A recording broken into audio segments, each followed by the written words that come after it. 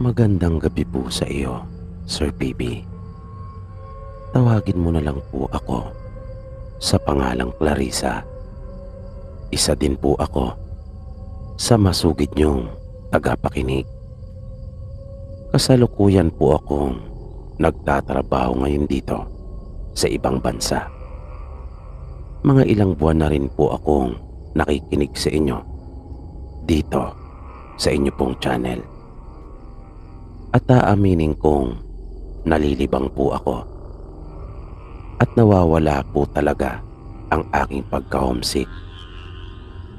May nais po akong ibahaging kwento sa inyo. Ang totoo, noon ko pa talaga sana gustong magpadala ng kwento sa inyo at ibahagi yung aking naging karanasan. Kaya lang, sa tuwing gagawin ko iyon, ay nagdadalawang isip ako at nag-aalala. Dahil alam nyo naman po dito sa social media, grabe makapanghusga ang mga tao. At ayoko po talagang mabash ako o masabihan ng kung ano-ano. Di po kasi ako sanay na masabihan ng mga hindi magagandang pananalita.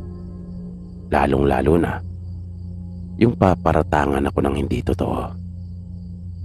Pero nitong huli ay naisip kong bahala na. Tutal naman ay di nila ako kilala ng personal. Totoo po kasi talagang nangyari ito sa akin. At hindi ko makakalimutan ang nakakatakot kong karanasang ito hanggat ako po ay nabubuhay. Kaya para sa akin, sa maniwala kayo sa hindi, ay labas na po ako. Ang mahalaga lang sa akin ay ang makwento ko yung aking naging karanasan at magbigay ng paalaala sa mga taong maniniwala na dapat tayo mag-ingat lagi dahil nariyan lang talaga sila. Totoo sila at nakakasama pa nga natin yung iba sa araw-araw nating pamumuhay. Bali ang karanasan ko pong ito, Sir PB, ay naganap. May mga 7 taon na rin po ang nakakaraan. Nangyari po ito doon sa aming probinsya. Parting Luzon lang po kami. Yun nga lang ay sa katimugang bahagi.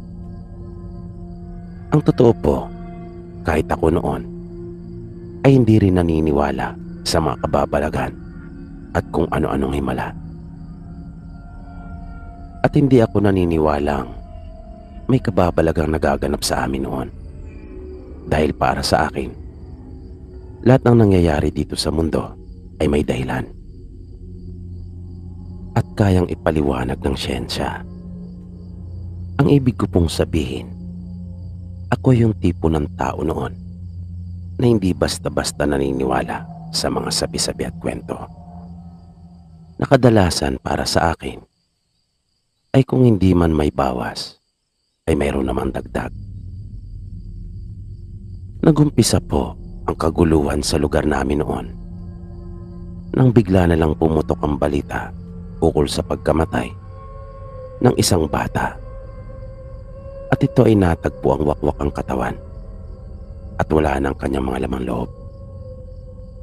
Ang matunog na usap-usapan noon ay isang sindikato umano ang gumagala doon sa bayan namin na siyang nangunguha ng mga bata para kunin ang mga mahalagang parte ng katawan upang ibenta. Yung pangyayaring iyon ay talagang nagpasindak sa karamihan doon sa amin. Lalong-lalo na para sa mga magulang. Maging ako ay lubang naapektuhan sa nangyari. Dahil yung batang natagpuang patay ay kaklase at kaibigan ng kapatid ko. At minsan ko na itong naabutan sa bahay namin. Nang minsang magpunta sila kasama ang iba pa nilang mga kamag-aral. Nang unang gabi ng lamay ay talagang nagpunta ako para sumilip at makiramay na rin sa mga magulang ng bata. Gusto pa nga sanang sumama noon ng kapatid ko pero sinabihan ko ito na sa kinabukasan na lang siya pumunta. Sabi ko kapag araw na lang kasama ang mga kaklase nila. At tulad nga ng paniniwala ng marami, usap-usapan doon sa burol noong bata na sindikato umano ang nasa likod ng karumal-dumal na krimeng iyon. Nang mga maghahating gabi na, ay napansin kong unti-unti nang nagsisiuwian ang mga tao. Kaya nagpaalam na rin ako sa nanay ng bata na medyo napasarap yung pag-uusap namin. Pero nang aalis na ako, ay may isang matandang babae na biglang sumabay sa akin at nagtanong kung naniniwala raw ba ako sa sinasabi ng mga tao ukol sa totoong dahilan ng ikinamatay ng bata. Na wala itong tigil sa pagkain ng biskwit na inihanda doon sa lamay. Napatuloy siyang kumakain habang nagsasalita. Kaya napahinto akong bigla at napatingin ako sa matanda. Hindi siya pamilyar sa akin. Magalang naman akong sumagot sa kanyang tanong at sinabi kong may posibilidad ngang sindikato ang nasa likod ng masaklap na nangyari sa bata. Pero bigla itong umismit at nakita ko yung ngiti niya na may pagkasarkastiko. Idinikit pa nito yung kanyang katawan sa akin bago muling nagsalita. Na halos magdikit na ang aming mga muka at punong-puno ng emosyon niyang sinabi sa akin na hindi karaniwan tao ang pumaslang sa bata. Na nanlilisik pa talaga ang kanyang mga mata nang kanya iyong sabihin sa akin. Kaya bigla akong nailang sa kanya at agad akong dumistansya. Bigla rin akong alerto at nasiwa dahil naisip kong baliw yata ito. At hindi malayong tama nga yung kutob ko dahil na rin sa ayos at itsura niya. Hindi maayos ang kanyang pananamit at hindi lamang ang damit niya ang marumi kundi pati na rin ang kanyang katawan. Nanlilimahid ang kanyang mga braso at ang dumi ng kanyang mga kuko. Kaya iniwan ko na ito at nagpatuloy na akong muli sa paglalakad. Pero naramdaman kong bigla itong sumunod. At nang lingunin ko ay nasa may likuran ko na. Kaya mas nagmadali pa ako. Pero maya-maya lang ay nasa tabi ko na ito. At nagulat ako nang bigla niya akong hawakan sa braso upang pigilan sa aking paglalakad. Sabay tanong kung gusto ko raw bang malaman kung sino sa kanyang palagay ang totoong pumatay sa bata. Nang hindi ako sumagot, ay muli niyang inulit ang kanyang tanong. Napatango na lang ako dahil nung puntong iyon ay nakaramdam na ako ng takot. Bigla naman itong nangiti na para bang ikinatuwa niya yung ginawa kong pagtango na iyon, na marahil ay nasisiyahan siya kapag may mga taong nagpapakita ng interes sa gusto niyang sabihin at pinaniniwalaan. Pero nagulat talaga ako sa sumunod na sinabi nito pagkat di ko talaga iyon inaasahan. At walang-wala talaga sa isip ko. Sinabi kasi nito sa akin na aswang ang siyang totoong pumatay sa bata at kinain umano ng aswang ang mga laman loob nito. Pero kahit nagulat ay hindi naman ako naniwala. Parang gusto ko pang matawa nung mga oras na yon dahil hindi nga ako naniniwala noon sa mga ganong bagay. Pero pinigilan ko na lang ang aking sarili. Pagkat naisip ko na baka bigla itong magalit. Matapos niyang sabihin ang tungkol doon, ay naramdaman kong bumitaw na siya sa pagkakahawak sa braso ko. Kaya sinamantala ko naman iyon para umalis na. Pero narinig ko pa yung boses ng matandang babae na nagpahabol pa ito at sinabihan akong mag-ingat. Dahil totoo raw ang kanyang sinasabi na aswang ang pumatay sa bata. At dapat umano akong maniwala. Hindi ko naman na iyon pinansin pa. Nagpatuloy na ako sa paglakad. Habang papalapit na ako ng papalapit sa kalsada, ay napapansin ko namang unti-unti na ring nawawala yung mga nakasabay kong umalis mula doon sa lamay.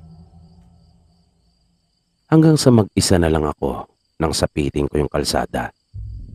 Doon ko nalaman na yung mga nakasabay ko pala ay mga taga roon lang rin. At parang ako lang yata ang nakipaglamay na taga kabilang barangay. Sinubukan kong tumayo doon at naghintay ng masasakyan tricycle. Nagbaka sakali ako. Pero magkakalahating oras na ay wala pa ring dumaraan. Kung kaya, nagdesisyon akong lakarin na lang. Pwede rin naman kasing lakarin. Yun nga lang ay medyo may kalayuan. Ngunit mas mainam ng lakarin ko na lang kaysa maghintay ako sa wala at abutan na ako doon ng madaling araw. Yun ang naisip ko ng mga oras na yon. Pero nang simulan ko na maglakad, di pa ako nakakalayo mula doon sa kanto na aking nilabasan, ay naramdaman ko na kaagad na para bang may sumusunod na sa akin. Kung kaya paminsan-minsan ay napapatigil ako at lumilingon ako sa aking likuran, ganon din sa magkabilang gilid. Pero wala naman akong nakikita. Ngunit dahil nga sa hindi naman ako matatakotin, kung kaya nagpatuloy lang ako. Pero nang malapit na ako sa maikling tulay, kung saan pinaniniwalaan din at sinasabi ng mga taong may nagpapakita doon, kung kaya marami ng sasakyan ang naaksidente doon sa lugar, ay may nakita akong isang tao na naandoon sa pinakabungad ng tulay. Nasa may gilid iyon ng kalsada at parang asong nakaupo. Nagpatuloy pa rin ako. Ang naisip ko kasi noon ay baka isa lang itong taong lansangan. Pero paminsan-minsan ay tinitingnan ko siya. Mahirap na rin kasi baka bigla na lang akong sunggaban. Lalo na nga nang nasa tapat na niya ako. Itinuon ko talaga ang paningin ko sa kanya. Wala pa namang ibang naroon at wala man lang dumaraan. Nakayuko ito at natatakpan ng kanyang muka ng mahaba niyang buhok.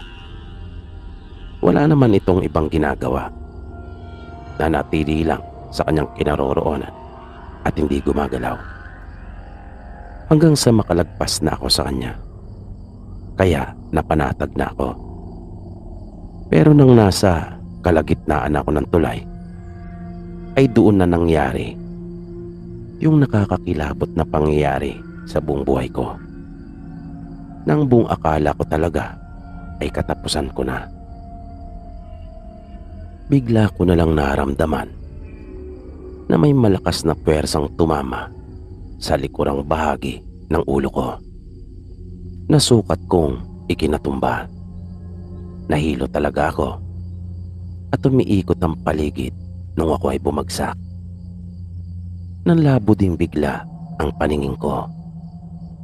Ang huling nakita ko ay yung malaking bibig na punong-puno ng laway na nasa harapan mismo ng aking mga mata. Iyon ang huli kong natatandaan at nawalan na ako noon ng malay. Nang magising ako, pagmulat ko, ang una ko nakita ay yung matandang babae na aking nakausap doon sa lamay nung papaalis na ako. Kaya bigla ako nagtaka at agad na napaisip kung nasaan ako. Nang igala ko ang aking paningin, ay may nakita akong dalawang katawan na naliligo sa sarili nilang mga dugo. Na yung isa pa nga ay nagmamakaawa at sa mahinang tinig ay humingi pa ito ng tulong sa akin. At nang tingnan ko itong mabuti ay napasigaw talaga ako dahil na rin sa sobrang takot. Pero mabilis na tinakpan ng matandang babae yung bibig ko. Kanya akong pinigilan. Nakita ko kasi yung babae na nakalabas yung kanyang laman loob at putol na rin ang kanyang isang braso at binti. Itinaas pa niya yung isang kamay at nagpapasaklolo. Naiyak na lang talaga ako. Magkahalong awa at takot ang naramdaman ko.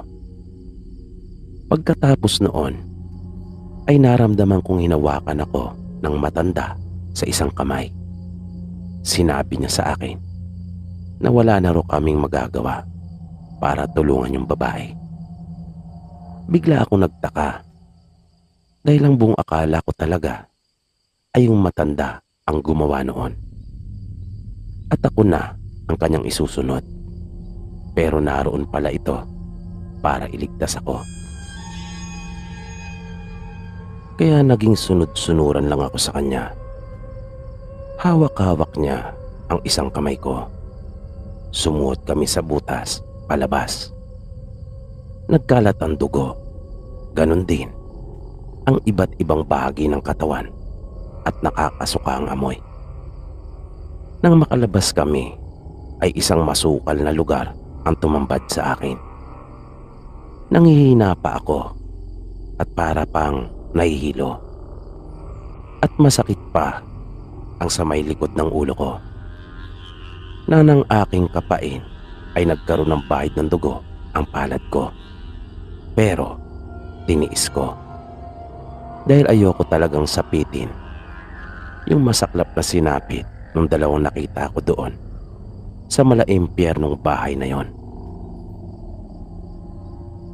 Malayo ang nilakad namin at hindi talaga ako pamilyar sa lugar. Wala akong natandaan sa mga dinaanan namin.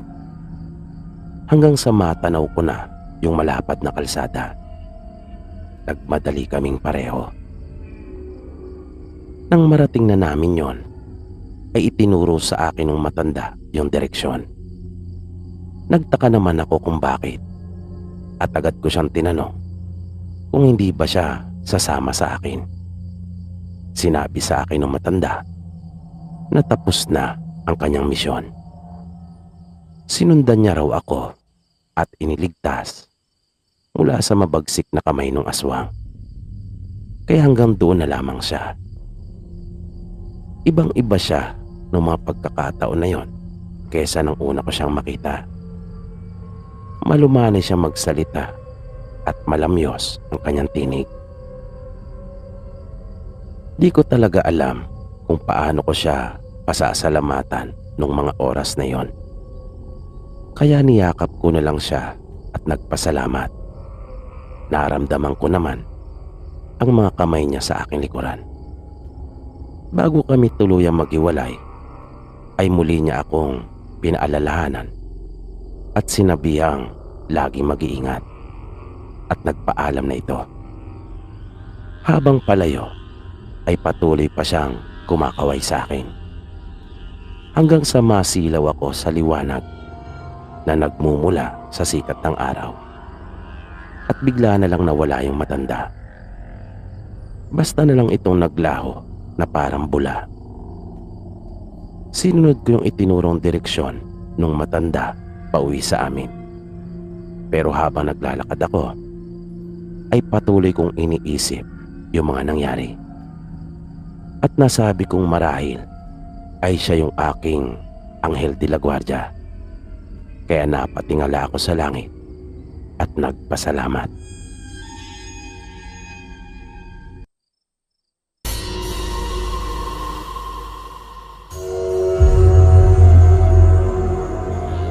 Ako nga po pala si Nicole at lagi din po ako nakatutok sa inyong mga kwento. Kasalukuyan po akong nagtatrabaho ngayon dito sa ibang bansa bilang kasambahay. May kwento po kasing naibahagi sa akin yung lola namin noon nung siya ay nabubuhay pa. At yan po ang nais ko sanang isalaysay sa inyo.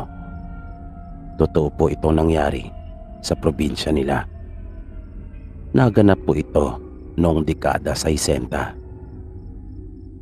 Sa isang baryo po sa probinsya nila lola, ayon sa kanyang kwento, ay may isang magaling na manggagamot. Natawagin na lang po natin sa pangalang Berong. Si Mandoy Berong ay kilala hindi lamang sa baryo nila, kundi sa buong bayan. Mahusay kasi ito at hindi nagpipresyo. Madalas pa nga itong tumatanggi sa tuwing binabayaran siya sa kanyang panggagamot. Kung kaya ipinipilit pa sa kanya ng mga kababayan. Ang salita nga palang Mandoy ay katawagan sa mga matatanda doon kanila lola. Kaya Mandoy Berong ang tawag sa kanya. Minsan, nagkaroon ng isang simpleng handaan doon sa kanilang baryo. Dahil nagdiwang ng ika-7 kaarawan ang isang anak ng kanilang kanayon. Marami ang inimbitahan na taga roon. Halos magkakakilala naman kasi silang lahat. Ang iba pa nga dito ay magkakamag-anak pa.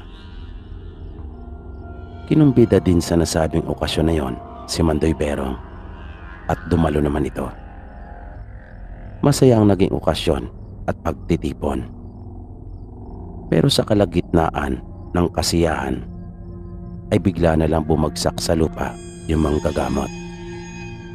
Kaya nagtaka yung mga tao at nagkagulo.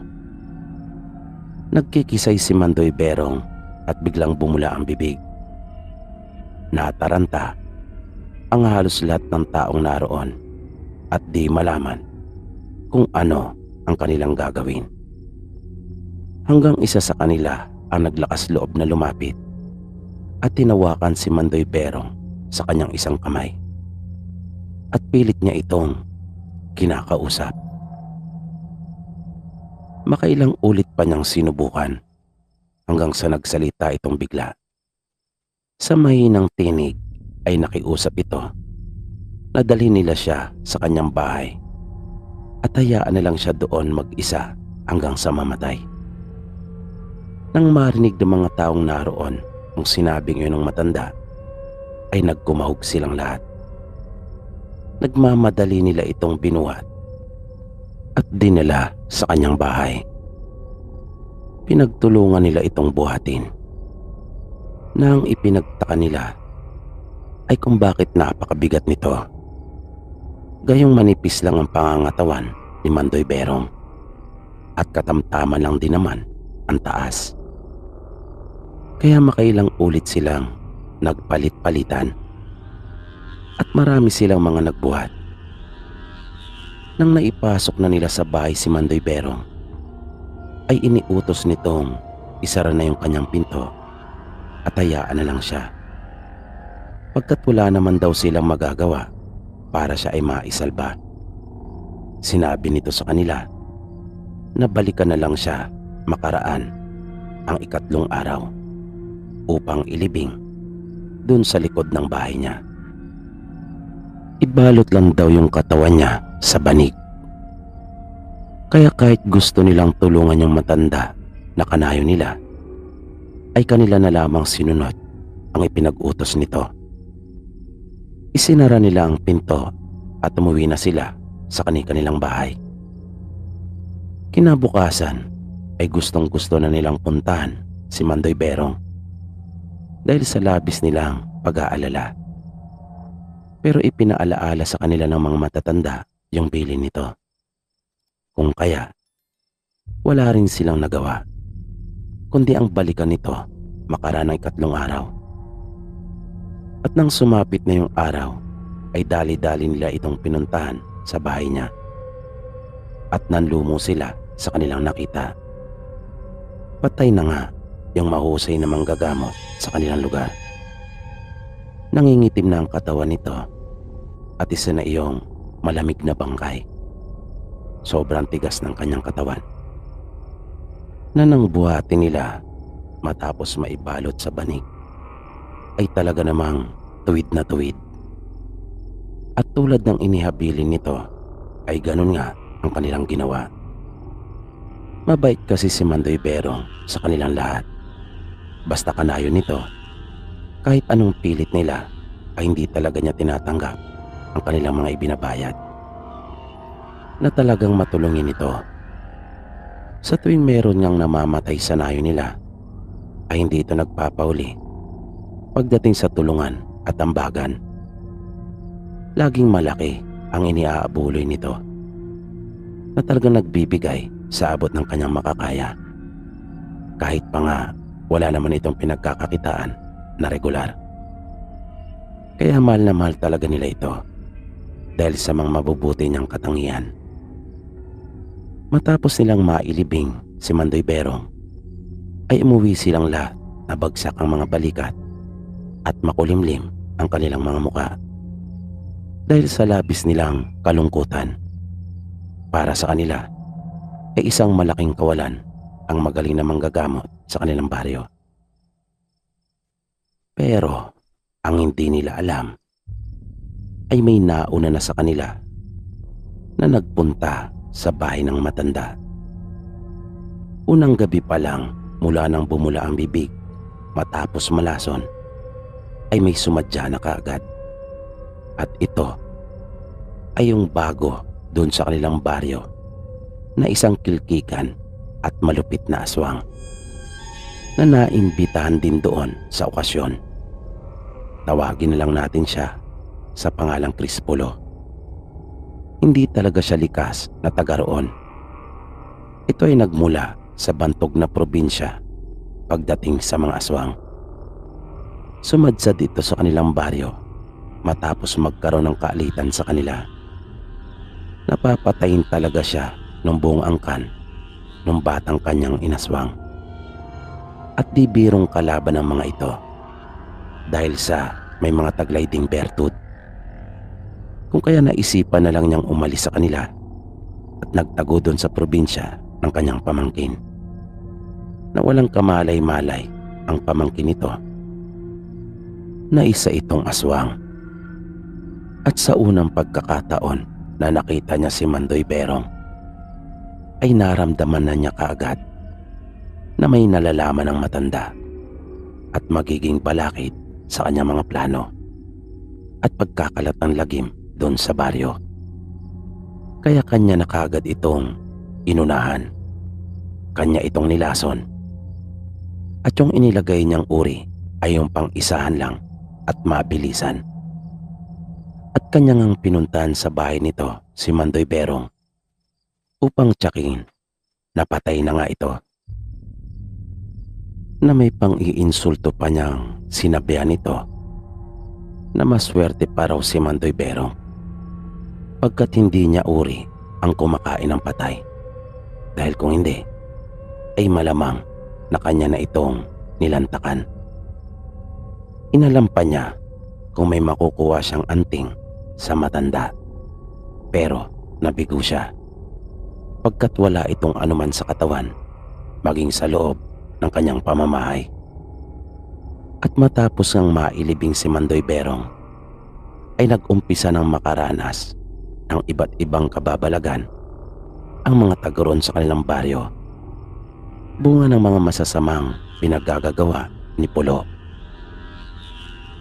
Nag-umpisa iyon sa kanilang mga alagang hayop na natatagpuan na lamang nilang patay na sa kinaumagahan pagkat nilapa na malaking perwisyo talaga iyon para sa kanilang mga naninirahan doon.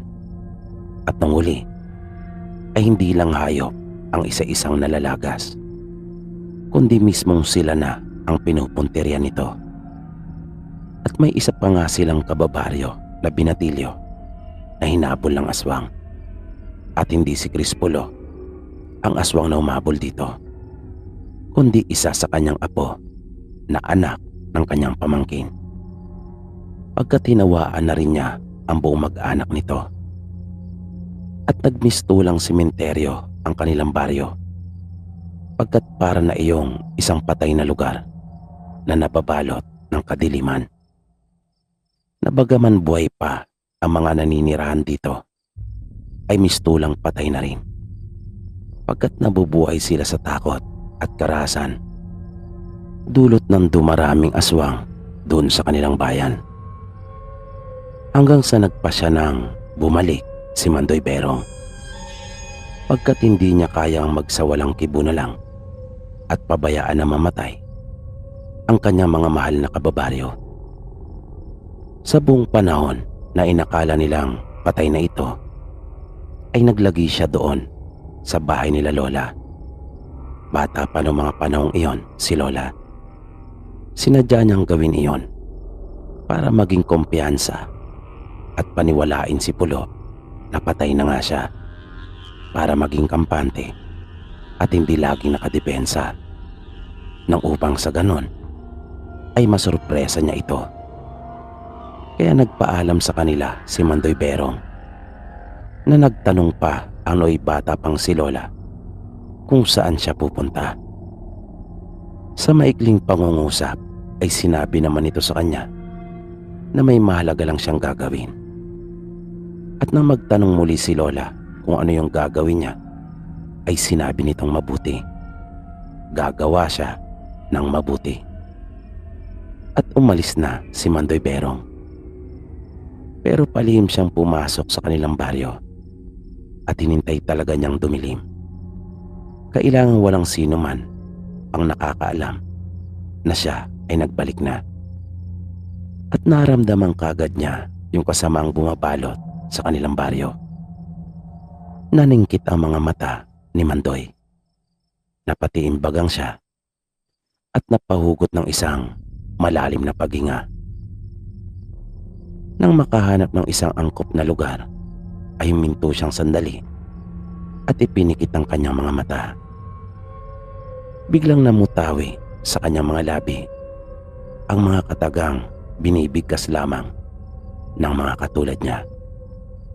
Mga katagang nagtataglay ng kapangyarihang kaloob ng kabutihan at pupuksa sa kasamaan. Maya-maya pa ay nakita na niyang malinaw kung saan naroon ang mga aswang. At dahil kabisado niya ang pasikot-sikot at halos lahat ng sulok doon sa kanilang baryo, kung kaya agad niyang natukoy kung saan banda iyon. Inilabas na niya mula sa kanyang lalagyan ang langis at ang kanyang itinatago-tago at iniingatang ginunting. Napakatalas noon at tamang-tama lamang ang haba. Matapos mailabas ang kanyang mga gagamiting sandata, ay agad na siyang nagtungo doon sa lugar, pagkat may binabalak na aswangin ang mga ito at wala na siyang sinayang na sandali. Hindi rin siya mahilig sa mga mahabang litanya, kung kaya nagulat na lang ang isa sa mga apo ni Crispulo nang maramdamang gumuhit yung matalas na ginunting ni Mandoy Berong. Napasandal na lang ito doon sa isang puno na hindi man lang nakabigkas ng kahit isang salita. Nanlaki ang mata ng mga natirang aswang. Gulat na gulat sila dahil sa nangyari. Si Pulo nga ay takang-taka at tila ba panandalian pang nawala sa kanyang sarili. Dahil naroon si Mandoy at hinaharabas na ng kanyang ginunting yung mga kaanak niyang aswang na ang sarap-sarap pa ng kanilang pagtuwad habang naghihintay ng tamang pagkakataon para umatake sa bahay ng kanayo nila. Nagpakita pa si Pulo ng kanyang mga matutulis na ngipin nang ito ay umangil, pero nginitian lamang siya ni Mandoy. Sa loob-loob pa nito ay hindi siya maisasalba ng kanyang mga pag-angil, at hindi ang katulad lang ni Pulo ang makakapigil sa kanya. At hindi nga niya tinigilan ng mga ito na sa edad na iyon ni Mandoy ay napakaliksi pa rin at ubod ng lakas. Lahat na ng nalalamang paraan ni Pulo ay kanya nang ginamit, pero nung huli ay nalipol pa rin sila ni Mandoy Berong. Nagkalasog-lasog ang kanilang mga katawan na ayaw sana niyang kitlin ang kanayo nila na pamangkin ni Pulo pagkat hinawaan lamang ang mga ito, pero kumitil na rin kasi sila ng kanilang mga kanayon. Kung kaya, kanya na lang rin siningil ang mga ito, at matapos sumandusay ang mga ito sa lupa ay kanya silang binuhusan ng espesyal niya na langis, at biglang nagliyab ang kanilang mga katawang aswang.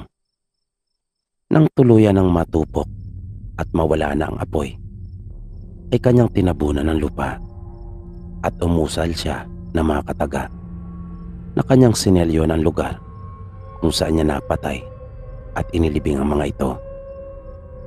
Binalak pa sana ni Mandoy Berong na tumira at manatili sa kanilang baryo, pero naisip niyang baka magulo lang ang kanyang mga kanayon at hindi maunawaan ang kanyang ginawa, na ginamitan niya ng mahika at pambulag hindi lang si Pulo kundi maging silang lahat ng mga kanayo niya, para mas maging makatotohanan yung kanyang pagkawala, at para kagatin iyon ni Pulo na siyang lumason sa kanya. Pero baka isipin nila ay kanya silang niloko at ginamitan ng pandaraya, lalo pa nga at may mga kanayon silang namatay sa kanyang pagkawala. Kaya minabuti na lang ng mabait na manggagamot na bumalik sa bahay ng kanyang anak at makasama muli ang kanyang nag-iisang apo na babae. At ikinuwento niya dito ang lahat ng kanyang mga pakikipagsapalaran at karanasan bilang isang manggagamot. Hanggang dito na lang po ang kwento kong ito, Sir PB. At bago ako tuluyang magpaalam, ay nais ko lang pong ibahagi din sa inyong lahat yung natutunan ko at ginagamit sa pang-araw-araw kong pamumuhay. Mula ito kay Lola, na natutunan din niya sa kanyang lolo na si Lolo Berong. At ito ay ang gumawa po tayo ng mabuti sa araw-araw. Maraming salamat po.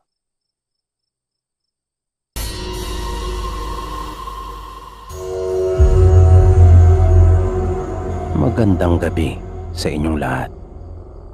Ako po si Karen, at may nais din po akong ibahaging kwento sa inyo. Ito ay totoong nangyari at karanasan po ito mismo ng lolo namin. Nakatira sila noon sa isang lalawigan na kabilang sa nasasakupan ng Isla ng Panay. Doon kasi ipinanganak si Lolo at lumaki.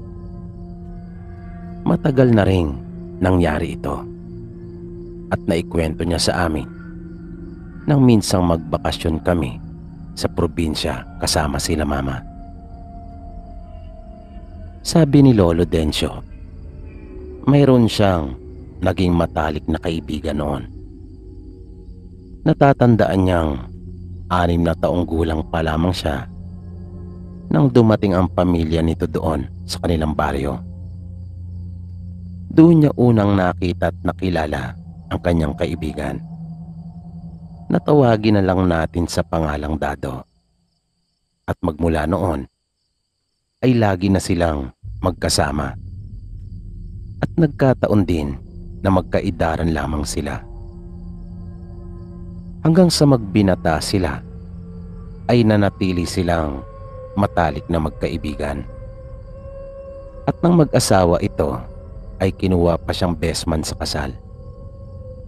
Mas nauna itong nag-asawa kaysa sa kanya. Medyo nalungkot pa nga raw noon si Lolo dahil naisip niyang hindi na niya ito palagi ang makakasama. At nang magkaroon ito ng unang anak ay kinuha siyang ninong. Paminsan-minsan ay nakakaharap pa rin naman niya ito sa inuman kapag ito ay nagyayaya sa kanya. Pero hindi na talaga katulad ng dati na sumasama ito sa kanila ng iba pa nilang mga kaibigan. Naunawaan naman ni Lolo yon dahil gano'n naman talaga dapat kapag may pamilya ka na. Pero lingid pala sa kanilang kaalaman ay may iba pa palang dahilan kung bakit umiiwas na ito sa kanila at wala nang panahon pang sumama. At noong mga panahon na iyon ay nag-umpisa na rin kumalat ang bali-balita doon sa kanilang baryo ukol sa aswang na gumagala umano kapag gabi. At kung minsan ay nararamdaman pa nga sa mga bahay-bahay. Hanggang sa nalaman ni Lolo ang totoo nang minsang magkaharap silang muli ng kumpare niyang si Dado sa inuman. Nangyayain siyang muli nito. Sa simula pa lang ay ramdam na ni Lolo na tila may mabigat na dinadala ang matalik niyang kaibigan. Pero wala naman siyang lakas ng loob na magtanong. Kung kaya, hinayaan niya lang itong maunang magsabi at magkwento. At umamin ito mismo kay Lolo. Ipinagtapat nito sa kanya na siya yung sinasabing aswang. Pagtatapat pa nito, hindi niya umano iyon ginusto pero nasa lahi nila iyon. Kailangan umano magpatuloy iyon sa kanilang angkan. At ipinasa nga sa kanya yung itim na bato nang mamatay ang tatay niya.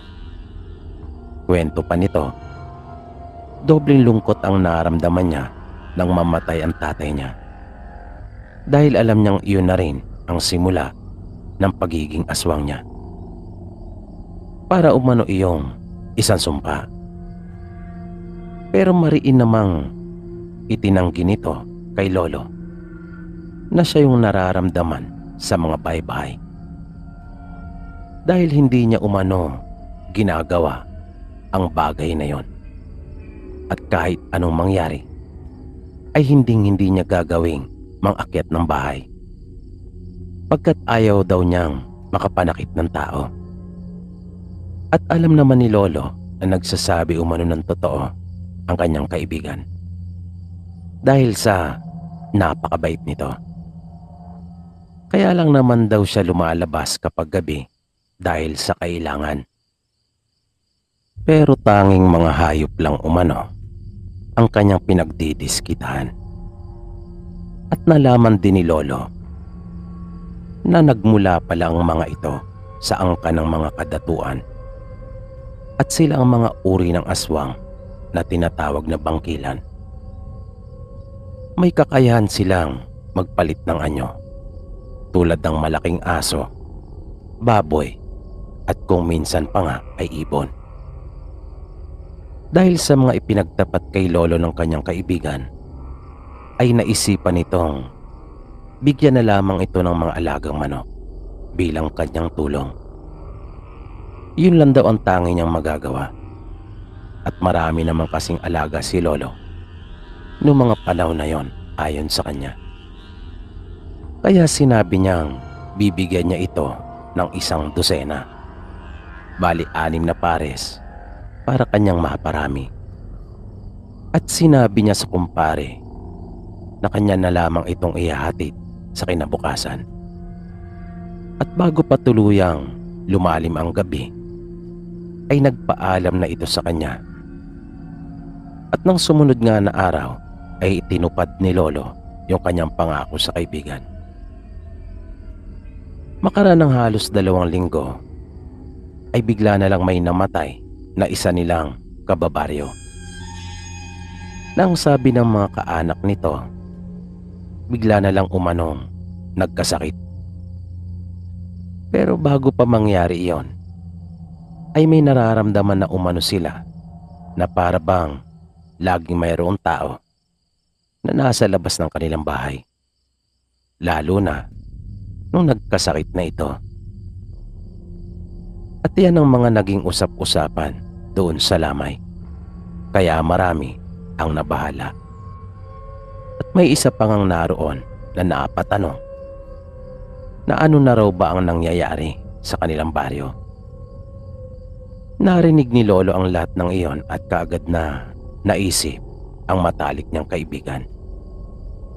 Hindi naman niya ito pinagdududahan dahil kilala niya ito. Nag-alala lang siya na baka ito ang mapagbintangan at mapaginalaan kapag may nakaalam na isa itong aswang. Pero nung puntong iyon ay malinaw na kay Lolo na hindi lamang isa ang aswang na gumagala sa kanilang nayon. May iba pa bukod sa matalik niyang kaibigan na si Dado.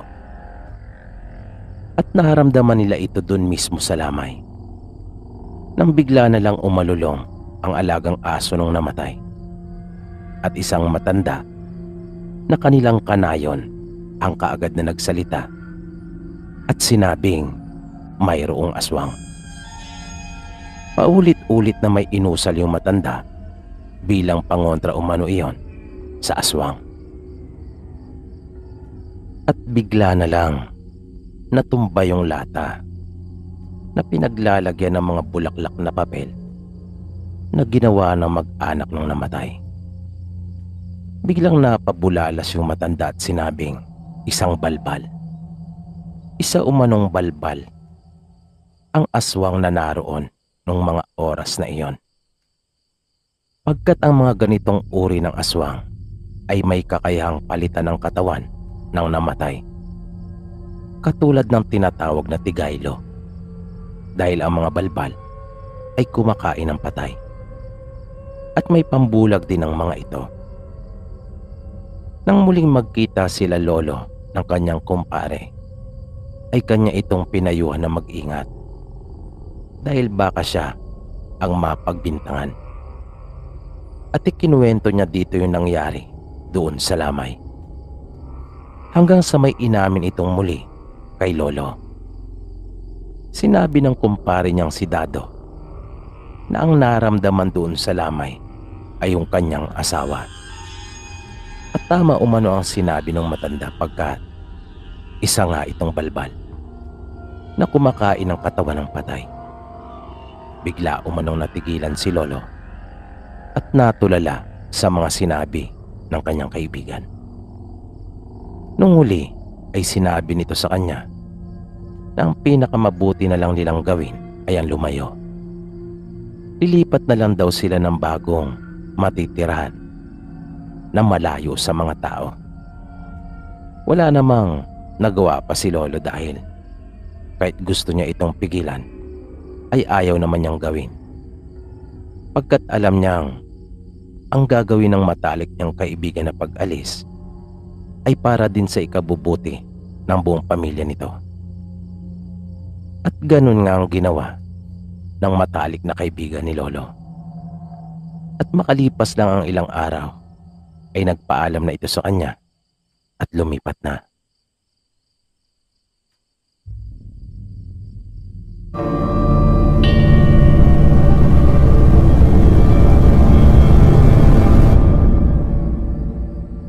Magandang gabi po sa iyo, Sir PB. Ang ibabahagi ko pong kwento ay naganap noong 2007. Bali nayaya po kami ng isa naming katrabaho sa lugar nila. Sa San Pablo po ito. Napag-usapan na namin yung planong pagpunta doon sa kanila pero hindi malinaw kung kailan. Hanggang sa nakatanggap na lamang po ako ng text message na sinasabing nasa biyahe na sila at sumunod na lang daw kami ng girlfriend ko. At dahil gusto ko po talaga yung mga ganong uri ng lakad, kung kaya sumigi naman ako. Tamang-tama naman dahil magkasama na kami noon ng girlfriend ko. Dahil niyaya ko itong kumain ng tapsilog doon sa may malapit sa kanila. Kaya nang matanggap ko yung mensahe sa aking cellphone, matapos kumain, ay dumaan na kami sa bahay ng girlfriend ko para kumuha ng mga gamit at ekstrang damit. Pagkatapos noon, dumiretso naman kami sa may amin para ako naman ang kumuha. Bali tinitext lang niya kung saan kami daraan. Motor pa lang ang gamit ko noon. Masaya naman yung naging biyahe namin, kaya lang nagkaroon ng kaunting aberya. Dahil nadidelay yung pagpasok ng mga message niya sa cellphone ko. Kung kaya makailang beses kaming namali ng daan at muntik pang maligaw. Inabutan na kami ng gabi sa daan dahil mas malayo pala yung itinuro niya sa amin. At nang nasa bayan na kami ng San Pablo, natanaw namin yung Mount Banahaw. Maganda ang daan na tinatahak namin. Malapad iyon at mukhang bagong gawa. Yun nga lang ay napakadilim. Wala talagang kailaw-ilaw doon sa lugar na yon. At natatandaan kong medyo paakyat yon. Halos paahon ang aming dinaanan. Nagsabi nga sa akin noon yung nobya ko na kinakabahan daw siya. Dahil bukod sa madilim, ay marami kang makikitang malalaking puno sa magkabilang panig ng malaking kalsada.